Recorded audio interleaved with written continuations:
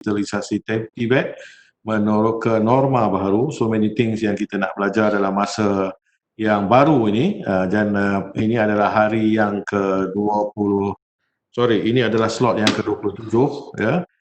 Hari yang ke-9 kita adakan webinar. So Dr. Harwati, you are the 26th presenter today. Dan pada hari ini kita bernasib baik kerana bersama kita adalah Dr. Harwati yang akan berbicara atau berkongsi mengenai dengan effective online assessment. So selama ni kita dah bercakap mengenai dengan teknologi, kita cakap tentang psikologi, kita dah bercakap pasal PDP online dan sebagainya, tapi satu elemen penting yang boleh mengimbang semuanya adalah assessment ya. Tanpa assessment kita hanya adalah one way, kita tidak tahu nak menilai tahap kefahaman pelajar dan sebagainya. Jadi today we'll be exploring that with Dr. Harwati as a very important 1 hour. Jadi because this is where we're going to see where all our strategies will be working or not. Okay. Now bersama saya adalah Puan Masrul Anita daripada bahagian peperiksaan dan penilaian. Saya suka pentaksiran dan sebagainya daripada JPPKK. She will be moderator dengan saya dan bersama-sama kita akan juga telah mewawarkan kepada warga peperiksaan dan penilaian di Politeknik dan College Community supaya they are part of our audience today, Dr. Harwati. So will be speaking to them as well, the main people. Juga saya nak berkongsi bahawa sebelum Masrul Anita introduce that I know Dr. Harwati since Politeknik Melimau Melaka, right? We did contents together and so on, a very long history. So a very supportive person and also very enthusiastic as far as online learning is concerned. Okey, dengan tidak buang masa, saya nak menjemput co-moderator saya untuk memperkenalkan Dr. Harwati dan seterusnya menjemput Dr. Harwati untuk present. Silakan Mas. Terima kasih Doktor, terima kasih.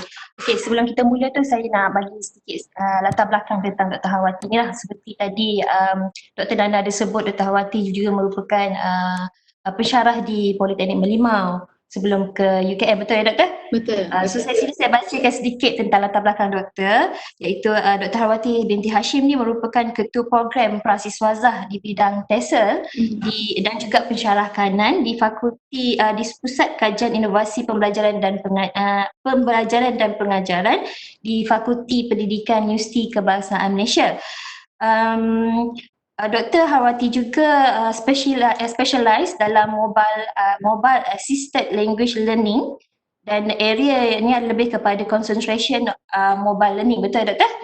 Okay. Dan juga teknologi enhanced language learning as well as innovative pedagogy and the use of technology in language teaching and learning.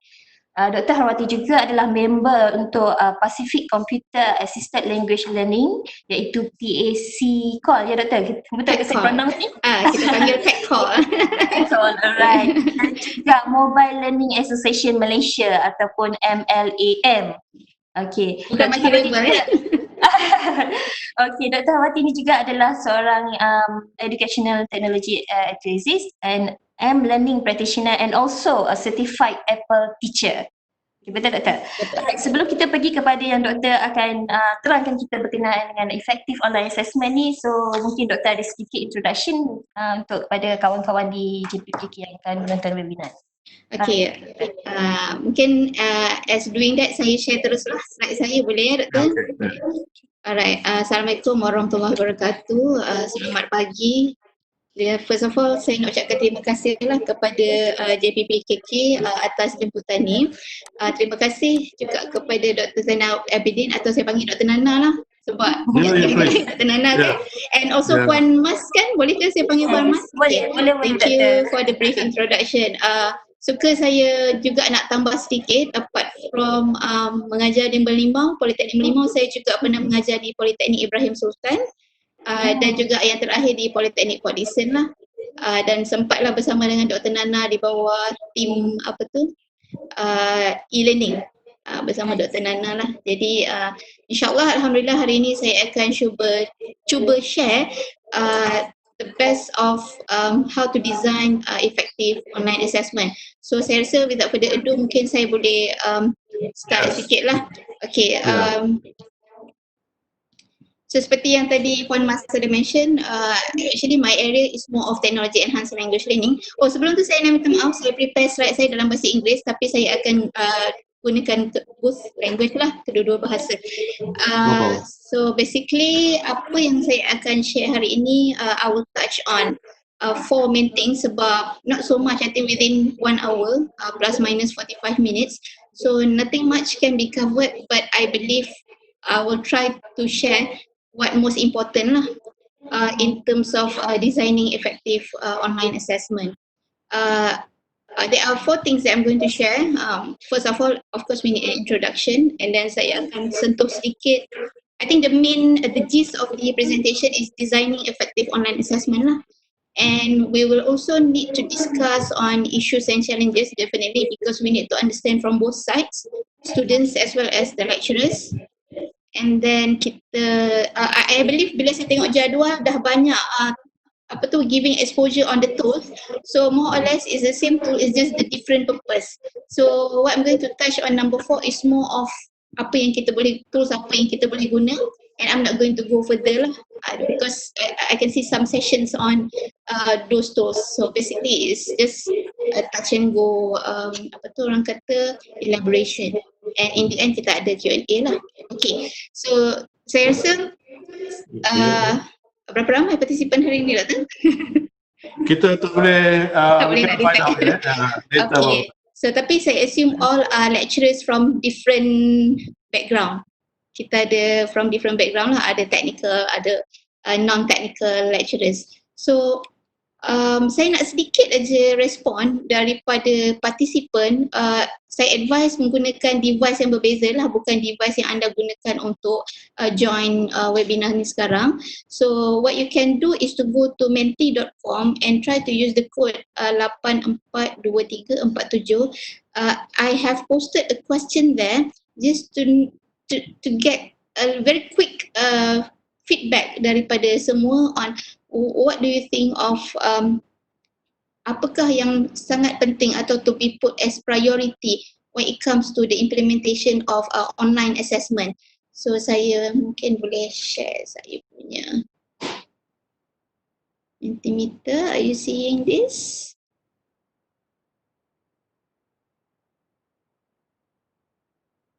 Ada nampak slide yang ni ke, Doktor?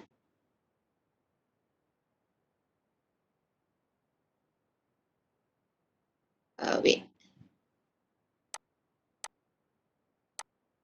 Saya tak dengar suara Doktor. Now we can see your Mentimeter. Okay, alright. Sekarang saya dengar. Tadi saya tak dengar suara Doktor. Okay, so I just want to get a very quick feedback on how do you rank these factors in relation to online assessment. It is very important before conducting something, analysis should be done. So I have actually identified some of the factors based on studies, previous studies, and there are 5 factors yang sangat penting untuk consider dalam online assessment. Not just online learning but also online assessment. So apart among the factors are internet access, learning spaces, type of devices used, prior knowledge as well as psychological well-being. So saya point out 5 sahaja, and among these 5 yang mana tuan-tuan dan puan-puan atau doktor semua rasa the most important factor to be considered when it comes to online assessment. And, okay. We can see your Mentimeter page. Is that? Okay, let me stop sharing first. Okay.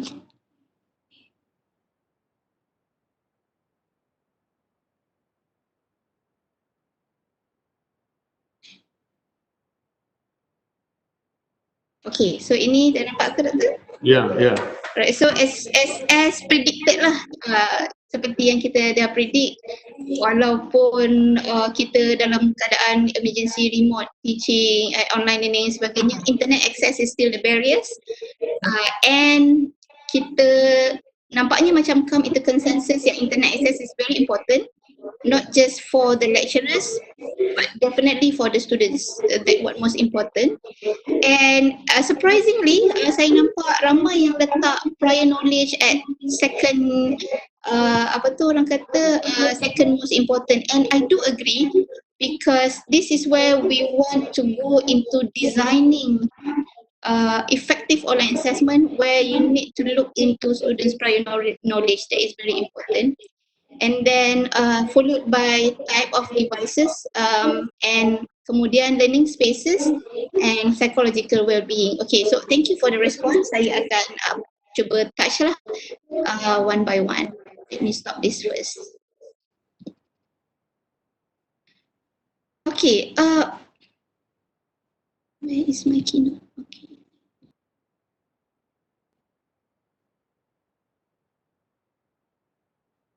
Okay, so why is it important for us to consider all this when it comes to implementation of online learning? Of course, we can see that many have answered access when we talk about internet access, because this is online. Definitely internet is the most basic necessity in order for us to implement the assessment. And when we talk about psychological well-being, actually it is very important at what state kalau kita nak bagi assessment tu, are the students able to control the situation. Pernah tak kita tanya students kita, do you have an environment or a room for you to actually sit down and jawab quiz dan sebagainya? Are you in a state of you can handle a situation? Kadang-kadang saya ada dapat, sebab saya ni ketua program untuk TESOL, banyaklah kalau student mengadu tu, mereka kata tak ada bilik, adik-beradik ramai, macam mana ni doktor bila nak belajar. That is under psychological well-being. And then when it comes into devices, kita nak tahu juga apa device yang student pakai. Ada depending on laptop, ada depending on a desktop, ada depending on just mobile. Ada juga student yang tak tahu kenapa bila balik rumah dia tak bawa balik laptop. Those cases happen. And then access to internet, definitely. And then when we talk about prior knowledge, we should ask ourselves what topics or what knowledge have been covered when it comes to assessing the students. So that is also important. And as I mentioned just now, when it comes to learning spaces, we talk about digital and physical learning spaces lah. Both should be taken into consideration when it comes to online assessment. And pernah tengok tak, Dr. Nanda pernah terbaca tak yang ni? Lately she has become very famous. One student from UMS, dia panjat pokok untuk jawab peperiksaan. I think she's a Sabahan ke Sarawakian? I think she's a Sabahan. Saya tengok YouTube dia buat had dekat atas pokok, dia kena panjat untuk dapatkan internet access yang very strong. But how we wish our students are all like this. They have effort to do something. So when it comes to effort, menunjukkan dia ada readiness and acceptance. Okay, are they ready? Do they accept this kind of assessment? Especially when we talk about online assessment. So kita bukan saja nak bercakap dari segi pelajar, kita juga perlu melihat dari segi what are our capabilities. So bila capabilities, it reflects the lecturers punya capabilities lah. Here when we talk about capabilities, usually we always refer to TPAC. Either they are basically ready in terms of content knowledge, either lecturers are ready in terms of pedagogical knowledge. When we talk about pedagogical knowledge, we talk about pedagogical technological knowledge, meaning that dalam environment online tu, adakah lecturers pedagogically ready? So, and also we talk about technological knowledge. If you can get the overlapping of all these three, content, pedagogical, and technological, dekat tengah-tengah tu dia overlap, and lecturers ada tiga-tiga tu, that means they are all capable of doing online assessment lah. And this shows that they are ready and they have high acceptance of using online assessment. So ini semua perlu kita lihat sebelum kita pergi kepada implementing online assessment itself. Okay.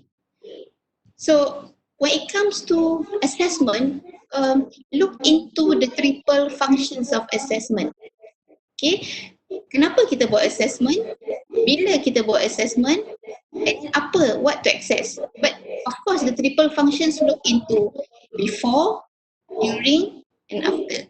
And what does this mean? Maksudnya kita nak access student masa bila? Adakah before the lesson? Adakah during the lesson? Adakah after the learning? So there are triple functions of assessment that we need to identify before assessing our students. Okay. And because of that, as a lecturer, we need to also identify the role of assessment. Usually, I would say, ini saya reflect kepada diri saya jugalah. Usually, kita akan lihat assessment as to assess students' understanding and also to grade the students in the end.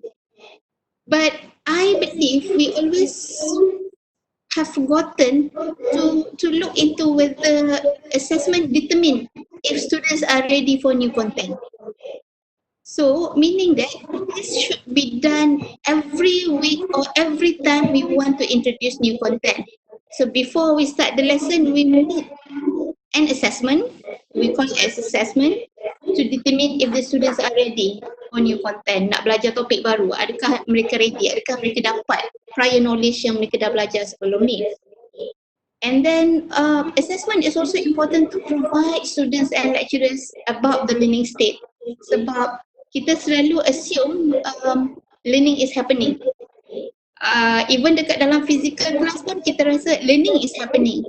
But how do we prove that learning is happening? So it is very important to give assessment for the students, for us and also for the students to check and balance whether what is the learning state, what is the current learning state.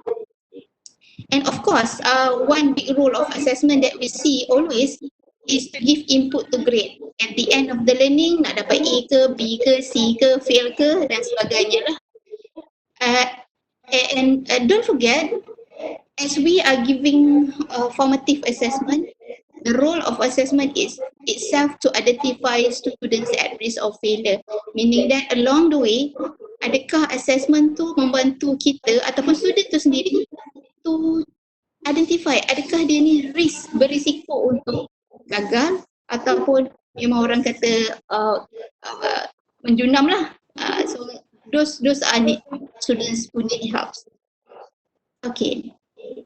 So those are on the introduction. I'm not going to talk what is assessment and so on, because when it comes to assessment physically and digitally, not so much different in terms of the theoretical foundation itself. However, we look into how it goes in the digital environment. So what most important is how to design an effective online assessment. So far okay ke? Okay, Puan Mas? Okay, Doctor. Alright. So when it comes to online assessment, what aspect of students' learning can we assess online? I think this is not just in polytechnic or college community, even us at university we receive a lot of questions sebab macam saya sendiri di fakulti pendidikan kita ada task force untuk online learning ni. When it comes to MCO, terus dekat create task force and kita ada beberapa orang yang bantu helpdesk lah. Jadi banyak soalan daripada pensyarah, macam mana I nak assess students kalau dia buat reflection, how do I assess students kalau dia buat presentation, macam mana kita nak ensure that kalau collaborative dia betul-betul collaborate, those kind of things lah. Questions, sebab kalau depan-depan kita boleh physical, kita boleh nampak, kalau dia group discussion kita boleh nampak kan, tapi when it comes to online, can we assume that collaboration is happening? Those kind of things. So there are a lot of question marks lah when it comes to assessing student online. Of course, saya rasa Puan Mas pun would be agree with me. We have to go back to constructive alignment. Of course, bila kita mengajar students physically, face to face, kita tengok constructive alignment. Tapi bila kita mengajar student, kita nak assess dia online, kita tak melihat online punya elemen from the beginning. Kita just ajar. In the end kita nak assess dia online. So for me that is not constructively aligned. So when it comes to online environment, everything should be aligned from the beginning. starting from intended learning outcome into learning activities, into assessment and feedback. And therefore, just to share some experience, bila kita nak convert assessment ni sebenarnya at our faculty, we ad hoc buat terus mesyuarat untuk merubah our performa. Because it has to be aligned. Kalau tak, dia tak align. So kita cepat-cepat ad hoc ni tengok balik performa and we have to align balik because we have to set now everything has to be online. So macam mana kita nak align from the learning outcome to assessment and feedback and to the learning activities itself. It has to be together lah. And when we talk about intended learning outcomes, of course we are referring to what can students do at the end of the courses, at the end of the course. And considering that, what kind of learning activities are suitable under the digital environment? Not just using LMS only, not just by having classes using Zoom, but what pedagogically correct or suitable for that kind of learning environment, and also what learning activities will help students to achieve those learning outcomes. And of course, after we have set the outcomes, we have implemented the learning activities, in the end, what assessment is suitable to actually assess the student based on what we have started in the beginning. Macam mana kita nak tahu if a student has achieved these outcomes? So, back to basic, we cannot run away. Even though it is a traditional way of assessing or digital way of assessing, back to constructive alignment. And of course, suka saya ni nak reflect juga diri saya sebenarnya. Bila kita nak bagi assessment tu sebenarnya kita ajar tiba-tiba kita nak access to the online without considering yang daripada learning outcome tu lah. So that what most important. Kena tengok balik learning objective. And maybe saya bersentuh sikit when it comes to learning objective. Of course, we want to look into what do I want students to know at the end of this course when they leave this course. When it comes to assessment, what kind of tasks will they bring that the students have achieved the learning objective. And when it comes to instructional strategies or learning activities, what kind of activities in and out of class will reinforce learning objective. So, kalau saya nak take out the verb, the main verb, reinforce. So, kalau kita tiba-tiba in the end bagi assessment tapi kita tak enforce dalam digital environment tu, so we are not measuring what is supposed to be measured. So itu yang agak critical lah.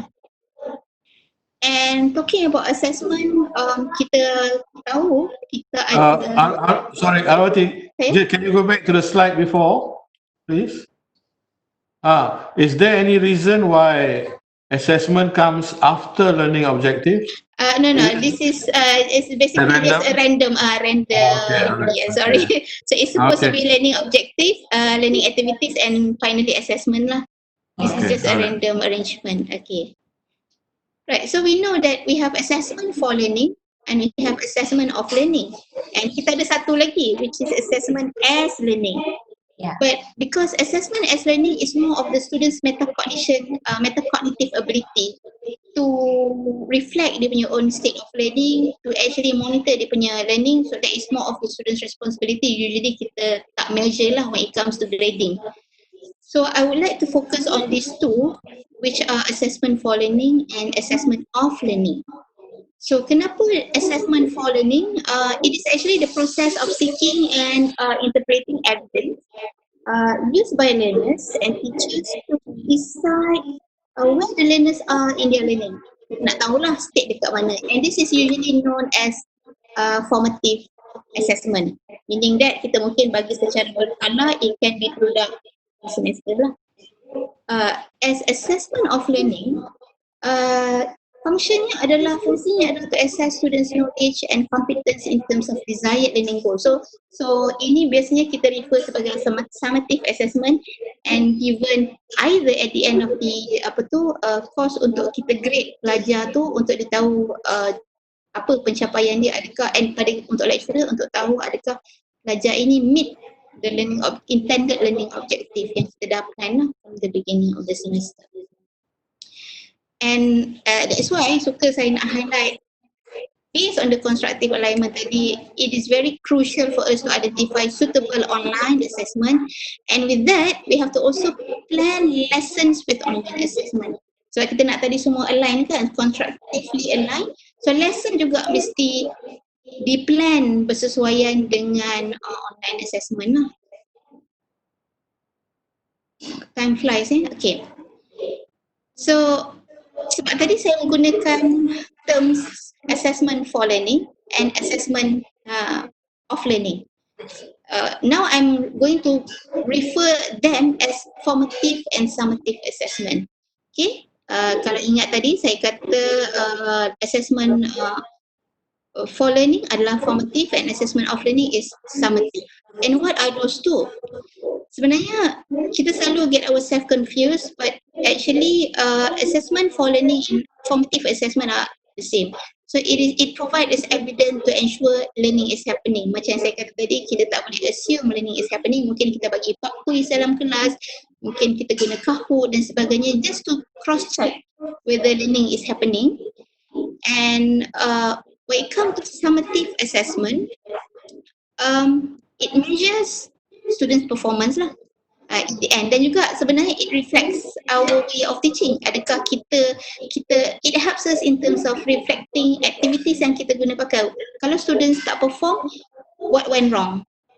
Is it because of the assessment tak measure the objective, ataupun sebenarnya something missing in the middle, which is the learning activities ataupun kita punya instructional activity dalam kelas, instructional strategies. I think sorry sikit saya nak tanya tadi, kita sentuh pasal formatif dengan summatif. Just make it clear supaya audience kita di JPPKK dan juga di Politeknik clear tentang maksud formatif dan juga summatif, sebab sometimes pensyarah kita dia confuse. Dia kata formatif ni just untuk penilaian berterusan yang tidak, kadang-kadang sometimes formatif pada pahaman saya dia boleh menjadi grade. Betul tak Doktor? Boleh. Macam summative totally memang untuk graded. Yes. Summative tu adalah mungkin kita nak bagi di hujung sekali ada satu final exam. Itu adalah summative. Tetapi kalau kita bagi quiz in between 10 markah itu adalah formative. Way of assessing the students lah. So yang tu yang kita kata tadi, formative tu adalah untuk tengok learning is happening, learning state. Of course dia ada dua, sama ada when it comes to formative kita nak grade ataupun kita tak grade just because we want to check student faham tak apa yang kita ajar. Tapi kalau it is graded, it is considered as continuous assessment sebab markah tu nanti in the end akan dicampurkan dengan summative assessment lah, which is the final exam. So that is the terms yang kita pakai untuk formative and summative lah. Okay, Puan Mas. Alright, dan saya rasa table ni sangat perlu untuk para pensyarah tengok. When it comes to type of question and Bloom's level of taxonomy, apa-apa pun kita kena go back to Bloom's level of taxonomy, and we have revised Bloom's level of taxonomy, which is on top is the create punya level lah. And apabila kita nak test the students, I think this is very important regardless of digital or traditional. Kalau kita nak guna jenis true or false, kalau kita guna online dia senang sikit. So kita boleh automatically graded. The benefit lah itself automatically kita boleh just in the end dapat markah. And kalau based kepada Bloom's level of learning, true or false ni hanya menguji level knowledge and comprehension. And we have one more which is fill in the blanks. Yang ni kita boleh kata lots lah, lower order thinking skill. Very low except for yang application tu dekat saya letak kat situ. Because kadang-kadang bila fill in the blanks dia kena be able to apply juga kan. So it depends on what level of learning yang kita nak test. And fill in the blanks kalau kita guna online kita boleh set dia as automatically graded lah. Itu yang advantage of using online. And actually type of LO's learning outcome, kalau kita ada learning outcome kita recall, recognize, identify, we can use this. Provided that kita tengok C berapa lah yang kita nak test the level dekat dalam students punya assessment. And kita ada juga MCQ, multiple choice questions. Yang ini saya nak bagi tahu yang mudah dulu lah, nak bagi positif dulu dekat pensyarah, yang the grading method can be automatically graded. And of course, the Bloom's level of learning untuk multiple choice question, it can be testing knowledge, it can be testing comprehension, it can be testing application and analysis. And kita ada satu lagi jenis which is multiple response question, maksudnya dia boleh pilih lebih daripada satu jawapan. It can be automatically graded and it tests knowledge, comprehension, application or even analysis. So kalau kita check balik kita punya jenis LO mungkin kita ada kata kerja LO kita tu menggunakan recall, recognize, identify, interpret, exemplify dan sebagainya. We can use MCQ and we can also use MRQ. And yang paling best adalah we can see as automatically graded. Nanti saya beritahu lah apa tools yang ada. Okay. And last but not least that we have yang orang kata higher order thinking skills lah. The hot question, basically jenis-jenis soalan mungkin berbentuk essay. It can also be short answer, reflection, article review, case study. Maybe when we want our students to write a report. Maybe we want our students to come up with a portfolio. Maybe we want our students to prepare a presentation. A forum, sorry, it should be a slash there. Forum / project or proposal.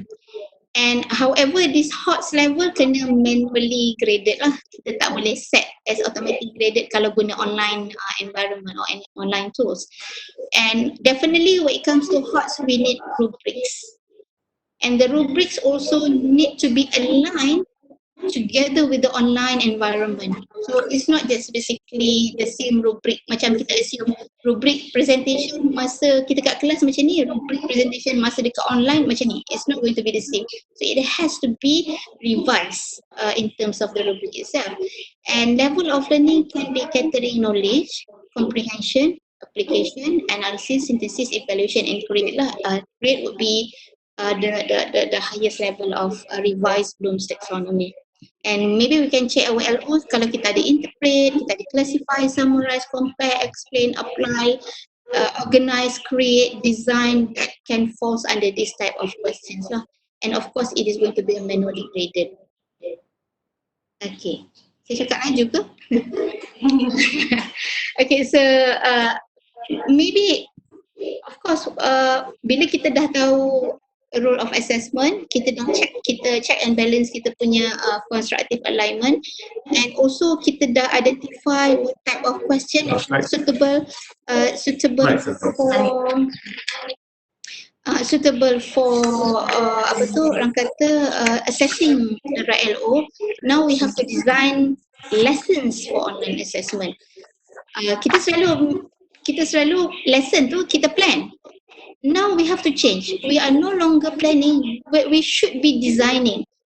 Kalau saya sekarang ni, because I am into teachers training program kan, kita produce teacher, our nature of our faculty. So I always say students, you are no longer planning. You are now designing. So design the right lesson for your teaching and learning activity lah. So what we want now is designing the appropriate or the suitable lesson for online assessment. Sebab in the beginning itself kita dah set dalam kepala, everything will be assessed online. So lesson should be also catering accordingly to the online assessment. So mungkin saya boleh bagi satu contoh what we have for my own course. I'm teaching this together with Associate Professor Dr. Mando. So this course is teaching writing in ESL context. Sebenarnya ada beberapa CLO tapi saya letak dua je lah dekat sini. For example, demonstrate an understanding of the theory of writing L1 and L2, principles, approaches and techniques of teaching writing. So kita plan awal-awal what is the mode of delivery. So kita kata okay kita ada synchronous and asynchronous, kita guna MOOC, kita guna UKM folio. However, in terms of learning activities, it is going to be more of task-based learning. Because we have to also check students level lah. Now ours is undergraduate, and for us this task-based learning approach is suitable for their level lah. Okay, type of assessment we have to decide when it comes to this first CLO. With this mode of delivery, apa yang sesuai untuk kita assess, so we end up decided to use Kahoot and MOOC. So students boleh guna Kahoot And then also MOOC lah, dia ada a few activities kat dalam MOOC yang dia kena complete lah. And then as for the second CLO, contohnya we want to students to be able to implement effective lessons for teaching writing skills creatively and innovatively. So it comes to that CLO, it is already higher order thinking skills. And we decided to have mode of delivery, both synchronous and asynchronous. And of course, again, because the soul is task-based learning, masa awal-awal tak PKP, the soul of this course is service-based learning. Sebab service dia boleh go out and give service kan to the community and sebagainya. Kita ada assign activity lah untuk dia in terms of alternative assessment. Tapi when it comes to MCO, dia nak pergi service tak boleh, dia nak keluar tak boleh. So we rombak semua balik and then we decided to have task-based learning. Meaning that it is like more or less of problem solving dan sebagainya lah, we assign them tasks. And what they assess is based on yang untuk HOTS ni, CLO 2, kita ada 2 main project which they have to have identify issues in learning writing. Macam mana they identify issues, they have to conduct online survey dan sebagainya. They have to plan innovative ways of teaching and then they have to create lesson plan. And then of course later they have to conduct a mini research which is based on whatever they have invented ni tadi, they have created. They have to have sort of research sebab kita research university kan, so everything has to be converted into research. Okay, so what I want to highlight here is that everything has to be aligned from the CLO to the delivery, which is the learning activities, to the assessment. So ya, doktor? Saya tak dengar suara doktor. I mute so that tak ada echo. So all these examples that you have shown, these are mainly for the summative assessments, right? Formative and summative, doctor, because we have Kahoot and MOOC as well. The mini project and mini research is the summative because we don't have final exam. So the Kahoot there is Formative. The MOOC is summative. Formative as well. CLO 1 we are using formative. CLO 2 is basically a summative because it reflect from the beginning of the semester sampai habis apa yang dia faham lah untuk dia to be able to complete the task. I think that's where also the confusion lies. Right? I mean, kita plan, suddenly we do not know. It looks like it's all assessment, but where does it fall under formative? Yes. Summative and so on. Dia kalau kita nak bezakan, mungkin assessment untuk formative tu kita bagi berkala. Contohnya macam CLO 1 minggu ni kita nak student belajar first topic. Tapi kita nak bagi satu pop quiz 5 markah contohnya. So dia jawab, dia dapat 5 markah. So itu akan added dekat dalam formative assessment punya markah. Macam Kahoot tu sikit-sikit lah, 10 markah setiap topik lah katakan. Kalau ada 8 topik, maybe we want to give 5 marks. So in the end ada berapa markah tu kumpul dekat situ. That is formative. Because the soul of formative, kalau kita nampak student tak boleh score, next week kita nak apa yang missing. Kenapa minggu lepas kita students ni tak boleh faham topik ni. So mungkin kita ada the whole thing about formative, if you look at your slides number 3, you early on kita define what is formative and summative. Summative means marks will be given, right? Yes. Formative is just to know where the students are, where they are going, and so on and so forth. So to say that penilaian berterusan is a form of formative is then not right. Well, actually macam ni. Penilaian berterusan, kalau kita masih rasa student tak boleh perform, bila kita tanya dia, mungkin dia kata, doktor sebenarnya saya tak faham nota yang doktor bagi. Okay, kalau saya bagi quiz lagi sekali. So you can actually give them the second chance. Tapi kalau summative, in the end that's it. Formative, you can actually katakanlah student to present untuk kita nak bagi markah tu untuk topik hari ini. Lepas saya ajar, saya nak minggu depan you prepare satu brief presentation on apa yang kita belajar last week kan. So minggu tu dia bagi. So kita rasa macam awak ni macam tak faham, macam lain je awak punya interpretation of apa yang saya ajar last week. So kita boleh bagi feedback and the students may be able to revise and reflect apa yang dia faham balik. Tapi kalau summative, that's it. whatever being graded, that's it. Tapi saya rasa saya faham kot maksud Dr. Nana, sebab kita dalam sistem kita di Politeknik, kita kebanyakan pensyarah refer kepada AST. Dalam AST kita dah bagi terus apa yang perlu dilaksanakan berdasarkan CLO. Dan dalam CLO ada test, ada quiz yang perlu dilaksanakan dan at the end adalah final exam. So kadang-kadang pensyarah ni dia confuse. Sebenarnya formative assessment ni sebenarnya adalah untuk tambah baik proses pengajaran dan pembelajaran di dalam kelas. At the same time, Boleh bagi dia markah. untuk menilai pensyarah untuk complete yang dia punya assessment summative tadi. Betul tak Doktor? Betul, menilai pelajar bukan menilai pensyarah. Yes, Ya, betul, menilai betul. pelajar. So itu yang datang tadi, ada test, ada quiz, tapi betul. yang itu kita ambil sebagai grade tadi. Betul kan? Mungkin sebagai pensyarah ada orang yang dia go very basic. Apa yang nak di grade itu je dia bagi. Yes. Maksudnya minggu ni sepatutnya untuk CLO ni saya kena bagi awak buat quiz. So saya bagi ni, that's it. Tapi ada pensyarah yang menggunakan formative ni setiap minggu untuk dia reflect pengajaran dia balik. So ada yang dia bagi markah, ada yang juga dia gunakan untuk to check whether learning is happening. So formative ni soul dia adalah of course check students learning state, tapi either you want to take that as a mark for grading atau tidak, it's check back your scheme of work. Yang tadi AST tadi tu lah, check balik proforma dan sebagainya. So kalau macam formative ni lebih kepada, kalau saya boleh kata autonomy given to the lecturer. Kalau even though saya dah bagi base kepada CLO tu, yang ni saya kena bagi quiz, tapi bila in the end semua markah macam fail je awak ni. So maybe bila kita buat bank soalan, kita ada set 1, set 2, set 3 kan, try to give a second set and see. Ataupun sebenarnya cara kita yang mengajar tak kena. So there are many ways yang we have to reflect when it comes to formative assessment. Tapi kalau summative tu memang in the end that is to be graded. So kalau macam tak ada in a way that patah balik, buat semula. So that will not be happening lah. Okay. Yes. Thank you. Boleh ke Maybe saya maybe kita tengok satu soalan di sini since you're halfway. Saya daripada Cik Muhammad Wan Rusdi. Soalan, apakah kaedah atau platform yang digunakan oleh Dr. Harwati untuk menilai bagi assessment test atau quiz dalam bentuk esei atau pengiraan kepada pelajar? Minta doktor bagi contoh atau kaedah yang sesuai yang boleh digunakan untuk menilai. Actually saya akan sentuh yang tu dekat dalam next point. Boleh ke saya teruskan? Okay, thank you Dr. Before that, saya nak highlight balik key elements to consider when it comes to online environment. InsyaAllah saya akan sentuh soalan tadi, more of sharing of what I'm doing with my students.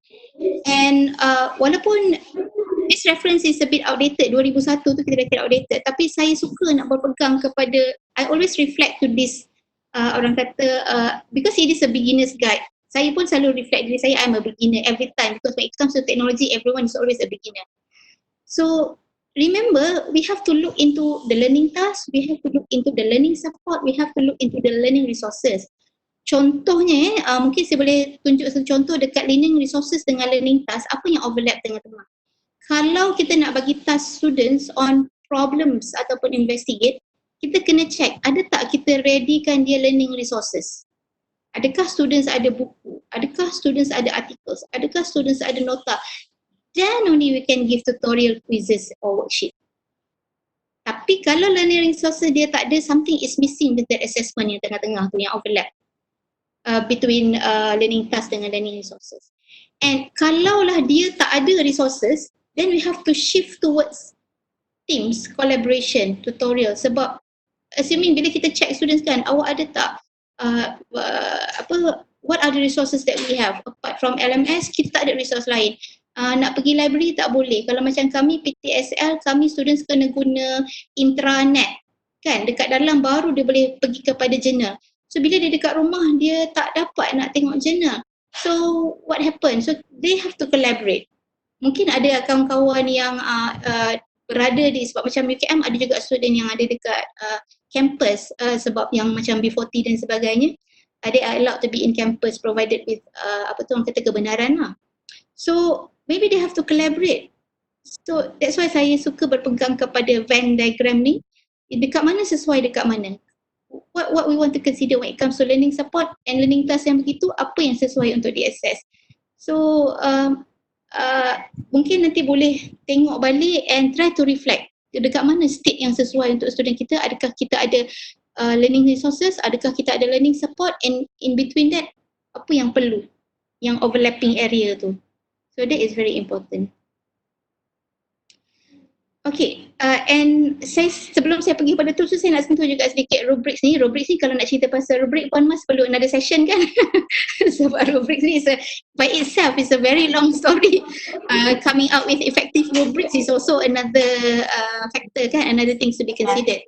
But however, pay attention to the role of rubrics, which it is actually articulating lecturer's expectation.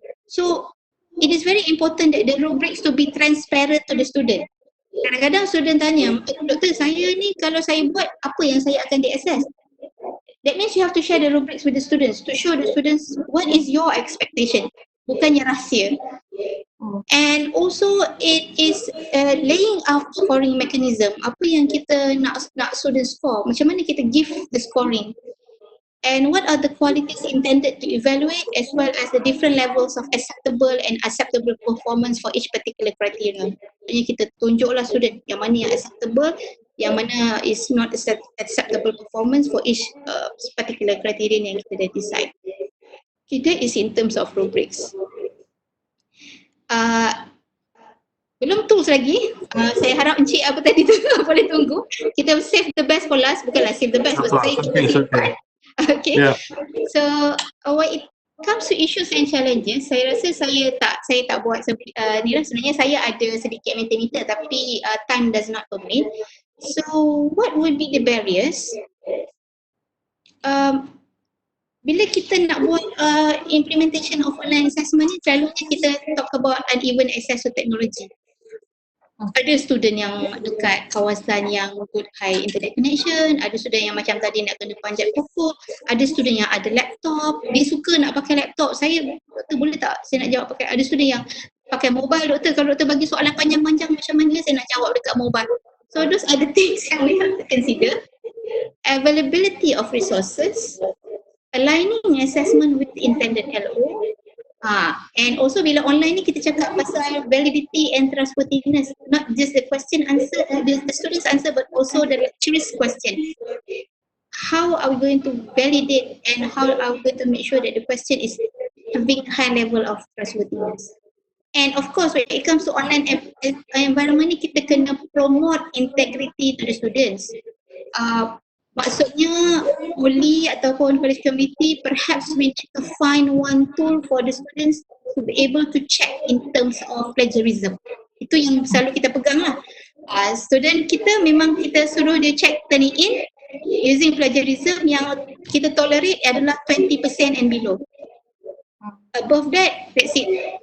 So in terms of academic integrity, students' answer, there must be a way of the students to go through some plagiarism check lah, procedure. Kalau tak pun banyak yang free online, kita ada playground, kita ada a few lah yang free. Yang selalu saya guna adalah playground. Playground tu just the students get the percentage and I just want to know what is the percentage of similarity.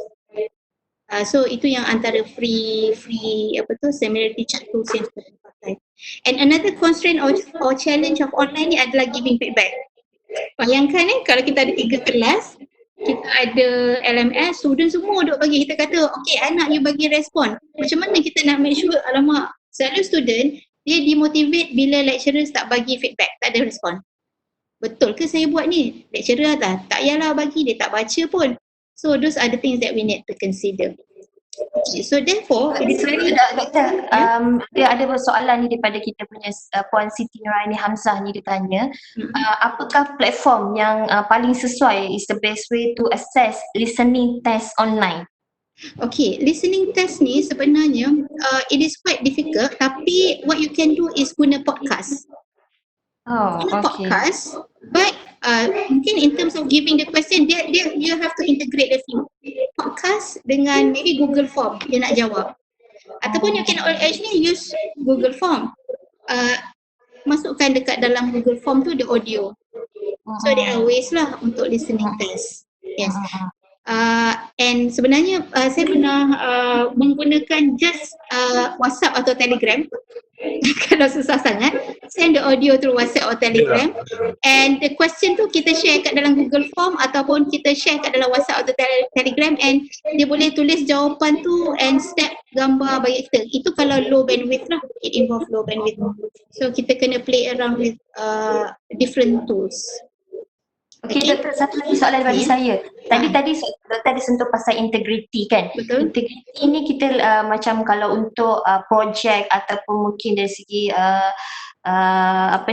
projek yang melibatkan penulisan tu kita boleh tengok dari segi plagiarisma dia macam mana. Tapi kalau kita nak buat online assessment, macam mana kita nak detect dari segi cheat ni? Pelajar ni kan kadang kita tak tahu dia buat online assessment dia cheating ni.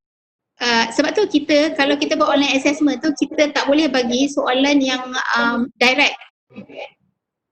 So kita kena gunakan different level of thinking skill. So kalau avoiding, katakan you ada 1 jam je untuk jawab, tapi soalan tu is soalan reflecting. So you tak sempat nak ask around ke macam mana ke, nak buka buku ke.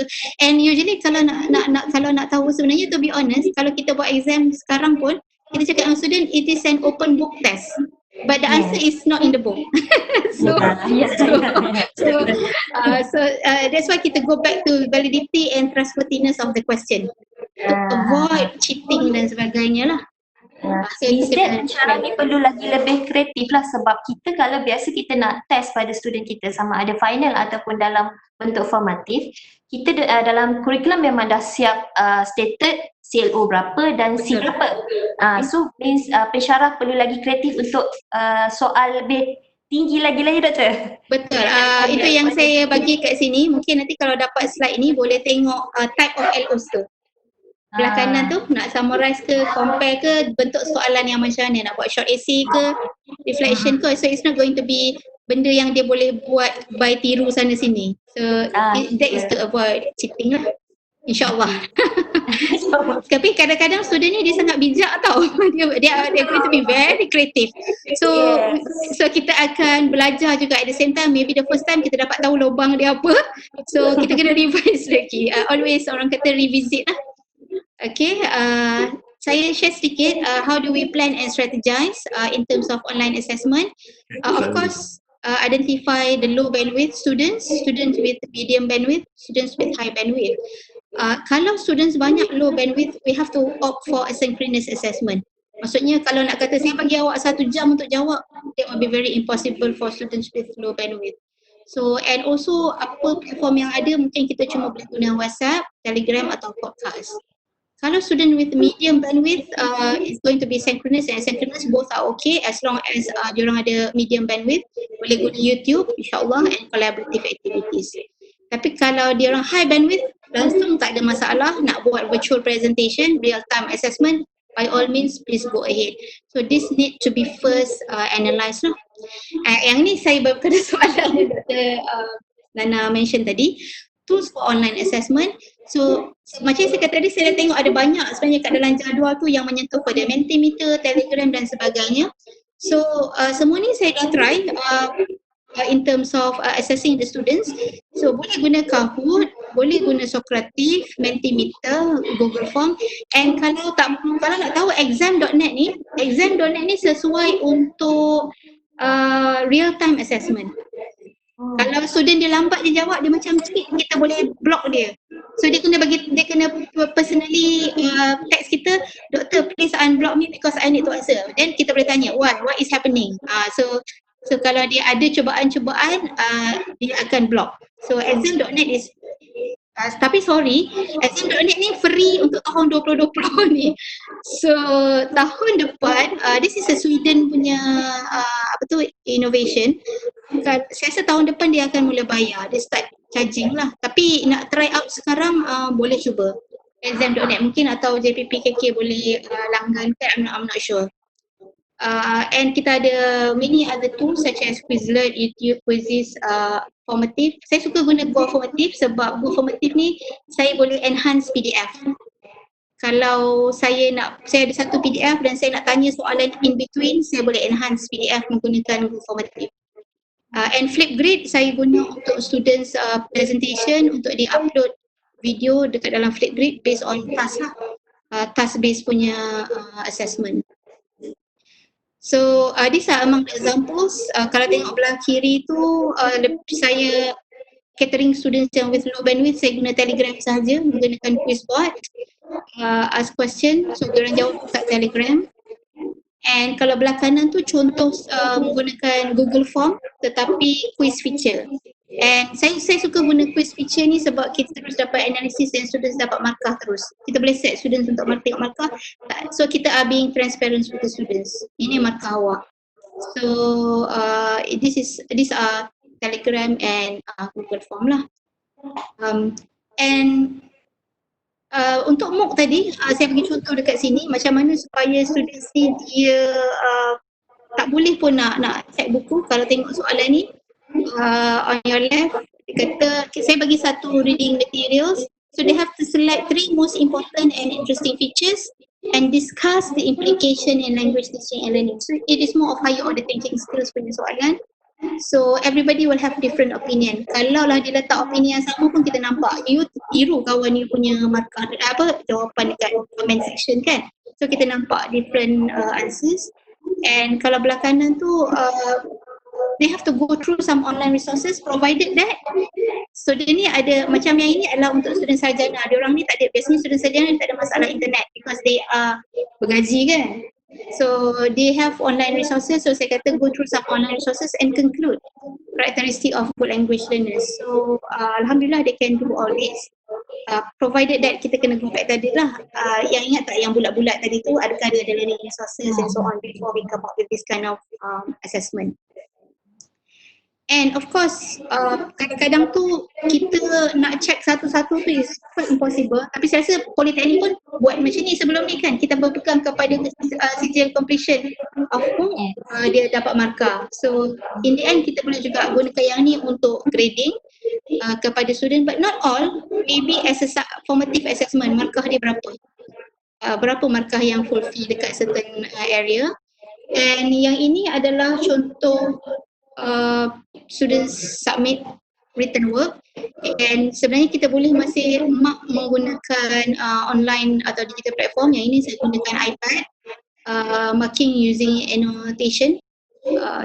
So saya rasa some laptop yang touch screen boleh juga annotate, so you can use that if you have the facilities and the right device.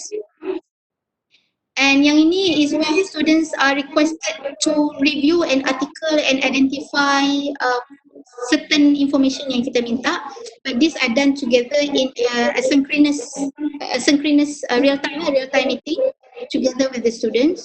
So we want to, this is more of formative whereby we want to check apa yang kita ajar minggu lepas tu dia dapat identify tak dekat dalam artikel ni, article review.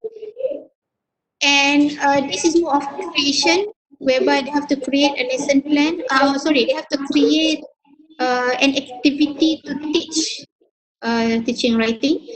So they are presenting it using Zoom. Yang ini kita guna real time lah, synchronous.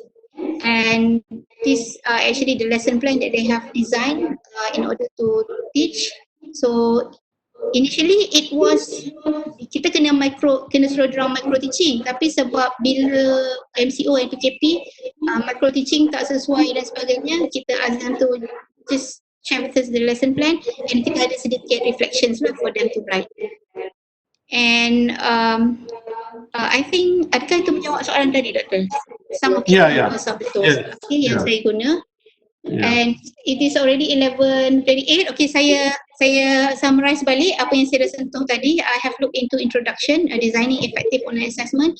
What are some of the issues and challenges to be considered, to be taken into consideration, and some of examples of tools for online assessment. So to summarize, I believe that we have to look into the triple function of assessment tadi. Before, during, after, and why and what we want to access. Choose the right tool, definitely, which include not just type of assessment, but the right digital tool, and of course the grading system, which is actually referring to the rubrics lah.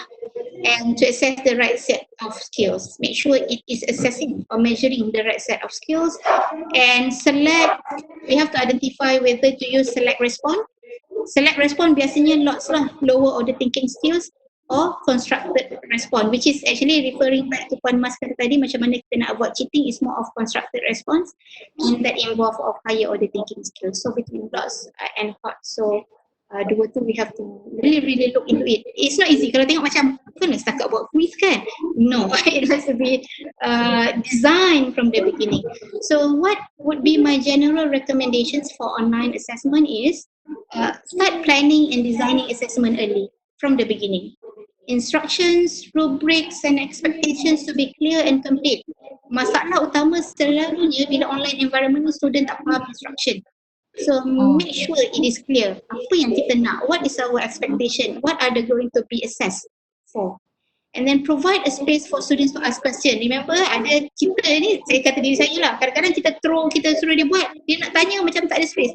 Apa saya nak tanya ni? PM doktor tak reply. So we have to prepare a space for them to ask. Use variety of assessment types. Of course, when it comes to online environment, digital, kita kena provide video, simulation, case studies for deeper engagement. Nanti kalau kita kata online ni, student ni belajar ke tak belajar ke, how do we promote deeper engagement? So that is very important. Promote academic integrity in the online environment. Macam saya cakap tadi, mungkin pada tahap ni kita kena guna similarity check, turning in dan sebagainya. And of course, the lecturer will have to think of more authentic online assessment, not just MCQ. And then in the end, of course lah, ada contingency plan. Sebab jangan lupa hidup kita ni ada huruf A sampai Z. Jangan plan A, plan B saja.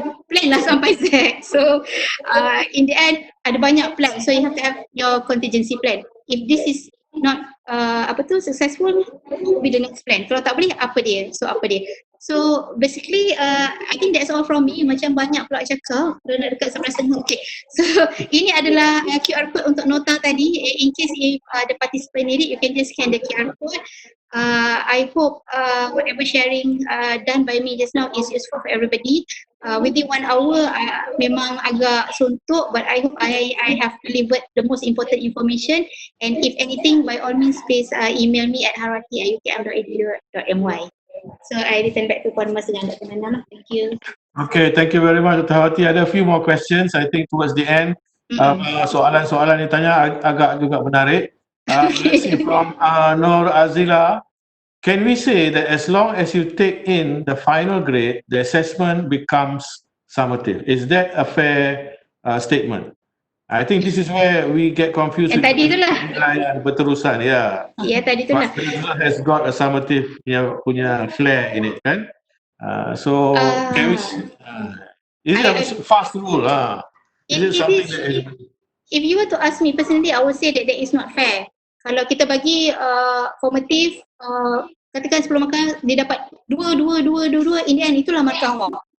Tapi in the end kita tak reflect, adakah the whole semester tu cara kita ajar tu student faham ke tidak.